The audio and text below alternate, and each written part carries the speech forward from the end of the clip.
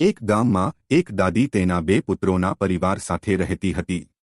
મોટી પુત્રવધુ ઈર્ષાળુ અને ઝઘડાળુ હતી, જ્યારે નાની પુત્રવધુ નિર્દોષ અને દયાળુ હતી. શ્રાવણ મહિનામાં રાંધણ છઠના દિવસે નાની પુત્રવધુ રસોડામાં રસોઈ કરીને થાકી ગઈ. તેનો પુત્ર રડવા લાગ્યો. તે તેને શાંત કરવા સૂઈ ગઈ અને ચૂલો ઓલવવાનું ભૂલી ગઈ. રાત્રે શીતળા માતા આવી ચૂલામાં ગોટાળા કરવા લાગી, પરંતુ તેનું શરીર બળી ગયું.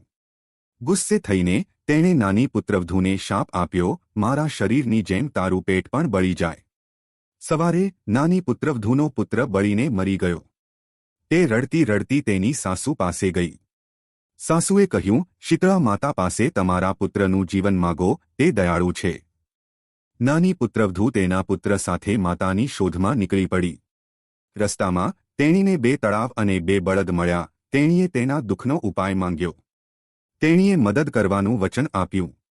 એક દાદીને ઝાડ નીચે માથું ખંજવાળતી જોઈને નાની પુત્રવધૂએ તેના જૂ બહાર કાઢ્યા.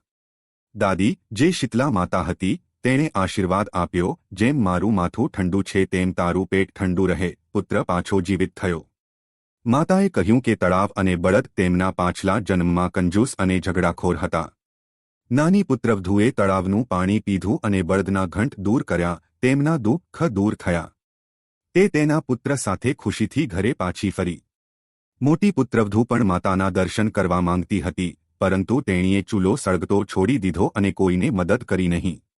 માતાએ તેણીને શ્રાપ આપ્યો. તેનો પુત્ર મૃત્યુ પામ્યો અને તેણીએ માતાને જોયા નહીં. હે શીતલા માતા, જેમ તમે નાની પુત્રવધૂને ફળ આપ્યા તેમ બધાને આશીર્વાદ આપો.